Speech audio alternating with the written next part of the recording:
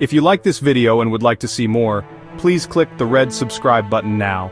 Hurricane Katrina began as a small storm far out in the Atlantic Ocean. It started as a tropical depression over the Bahamas on August 23, 2005. At first, it did not seem very dangerous. Forecasters watched it carefully as it moved slowly toward the United States. The storm grew stronger as it passed over the warm waters of the Gulf of Mexico, and it quickly became a powerful hurricane. It was clear that this storm was a serious threat. Officials began to issue warnings to people living along the coast. They knew that a major hurricane could cause a lot of damage, especially to a city like New Orleans. The city sits below sea level, making it very vulnerable to flooding from a large storm surge. As Katrina grew into a massive Category 5 hurricane, the warnings became more urgent. The National Hurricane Center predicted a catastrophic event. They told people that the storm could make the area unlivable for weeks or even months. The mayor of New Orleans issued the city's first ever mandatory evacuation order on August 28, 2005. This meant that everyone was required to leave the city for their own safety. Highways leading out of New Orleans were filled with cars. People packed what they could and drove to stay with family or in hotels far from the coast. This was a massive undertaking, trying to move hundreds of thousands of people out of the storm's path in just a couple of days. In the early morning hours of August 29, 2005, Hurricane Katrina made landfall. It struck the coast of Louisiana as a powerful Category 3 storm. The winds were incredibly strong, reaching speeds of over 125 miles per hour. These fierce winds tore roofs off buildings, shattered windows across the city. Large trees were ripped from the ground. Power lines were knocked down, plunging the entire region into darkness. The storm brought more than just wind. A massive storm surge, a wall of ocean water pushed inland, slammed into the Gulf Coast. In parts of Mississippi and Louisiana, the surge topped 25 feet. One of the largest storm surges ever recorded in the United States, the wave washed over coastal communities, destroying homes, businesses, and infrastructure. In New Orleans, the surge pushed water from the Gulf into Lake Pontchartrain and into the city's canal systems.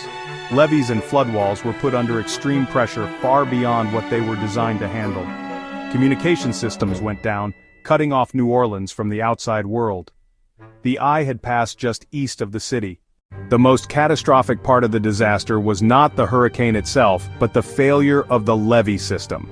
The levees were walls built along the city's canals, the Mississippi River Gulf outlet, a shipping channel. They were meant to protect the low-lying city from flooding. However, the storm surge created by Katrina was too powerful. The immense pressure of the water caused several major breaches in the flood walls. In some places, the walls did not just overflow, they collapsed completely.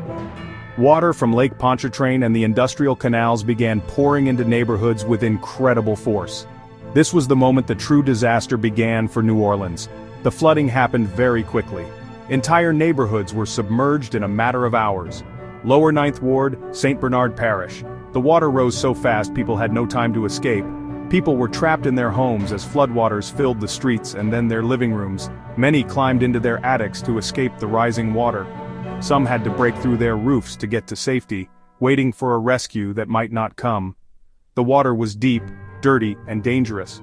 Filled with debris, chemicals from industrial sites, and downed power lines, the city was transformed into a large, toxic lake. By August 30th, about 80% of New Orleans was underwater. In some places, just a few inches of water, in others over 20 feet deep.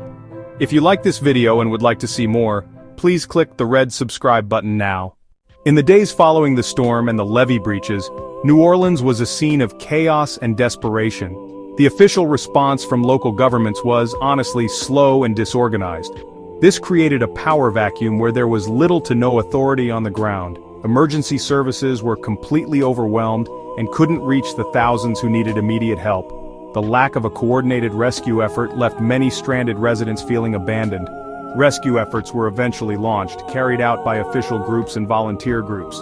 The U.S. Coast Guard performed thousands of helicopter rescues, lifting people from rooftops, dropping them on dry ground, often on highway overpasses. A large group of private citizens with boats, who came to be known as the Cajun Navy, traveled to New Orleans from surrounding areas to help. They navigated the flooded streets in their small fishing boats, pulling countless people from their attics and homes. The displacement of people was enormous. In total, Hurricane Katrina displaced more than 1 million people from the Gulf Coast region. It was one of the largest internal migrations in American history.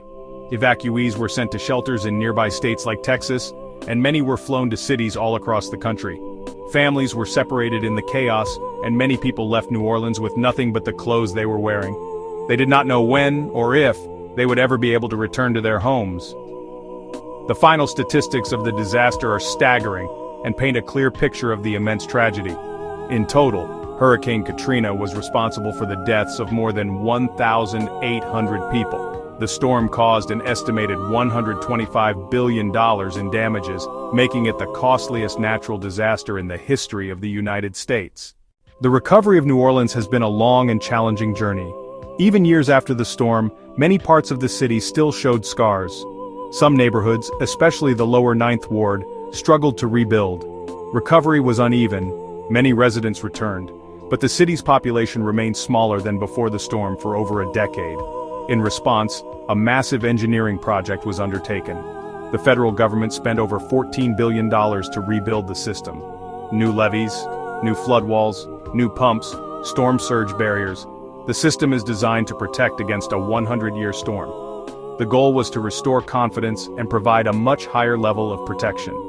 Katrina exposed deep problems: poverty, racial inequality, failing infrastructure. The disaster sparked a national conversation about crisis response and who is most vulnerable. For New Orleanians, the memory of the storm is a defining part of collective identity, a story of profound loss and suffering, but also of incredible resilience and community strength. Today, 20 years later, New Orleans is reborn but forever changed. Music has returned to the streets of the French Quarter. New businesses have opened. The city has become a center for innovation in coastal restoration and water management. The lessons of Katrina remain a reminder of climate change and rising sea levels for coastal cities worldwide, and a testament to the human capacity to endure, rebuild, and hope for a safer future.